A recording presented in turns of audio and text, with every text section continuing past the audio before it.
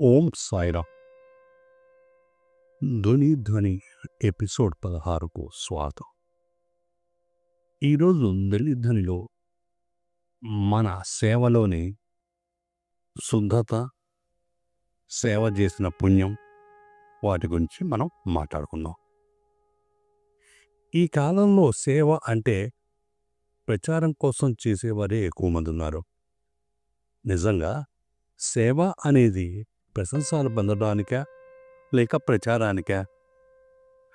అలా అయితే అది సేవ కాదు, అది ఒక ఒప్పందం మాత్రమే.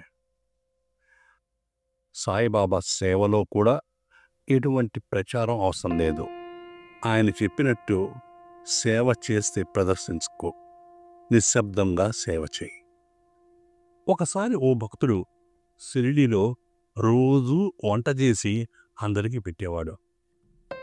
ఆ భక్తుడు బాబాని అడిగాడు, బాబా, నేను వంట చేస్తూ అందరికీ అన్నదానం చేస్తున్నాను, మీరు నన్ను ప్రశంసించలేదే అని.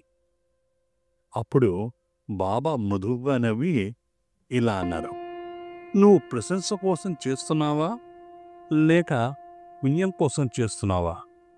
అందుకే ప్రశంస కోసం చేసిన పనికి ఫలితము అదే. ఆ మాటలు ఆ భక్తుని హృదయాన్ని తాకాయి. అతనిలోని స్వార్థం బయటపడింది. సాయిబాబా చేసిన సేవ పరస్పర మంచితనం కోసం చేయాలి. దాని ద్వారా పేరు రావాలనుకోవడం సేవలను కలుషితం చేస్తుంది. ఒకసారి బాబా గ్రామంలోకి వెళ్తూ దీపాలు వెలిగించేవారు. ఆయన ఎవరికీ తెలియకుండా, ప్రశంసలు లేకుండానే చేసేవారు ఆ పని. అది నిజమైన సేవ.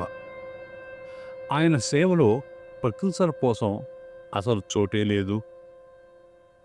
భగవద్గీతలోనూ ఇదే తత్వం. కృష్ణుడు చెప్పిన నిష్కామ కర్మ, ఫలితాన్ని ఆశించకుండా, ప్రచారంపై ఆశపడకుండా చేసే కర్మే నిష్కామ కర్మ. ఈ జన్మలో నిస్వార్థంగా చేసిన సేవలు పరమార్థాన్ని సాధించడానికి మార్గం. ఈరోజు మనల్ని మనం శోధన చేసుకోవాలి. సేవ చేస్తున్నప్పుడు ప్రశంస కోసం చేస్తున్నావా? దైవ సాన్నిధ్యానికి చేరే మార్గంగా చేస్తున్నావా? లేక ఒక్క ప్రచారం కోసమే చేస్తున్నావా? బాబా చెప్పినట్టు సేవ అంటే నిస్వార్థంగా చేయడం, దాన్ని తెలియచేయడం మాత్రం కాదు. ఈ ఆదివారం మన సేవలోని స్వార్థాన్ని తొలగిద్దాం. సేవ అనేది ప్రశంస కోసం చేయకూడదు, ప్రచారం కోసం చేయకూడదు. అది మనం భగవంతునికి అందించే నిశ్శబ్ద ధ్వని కావాలి. మరలా కలుద్దాం మరొక సేవా ధ్వనితో. ఓం సాయిరామ్.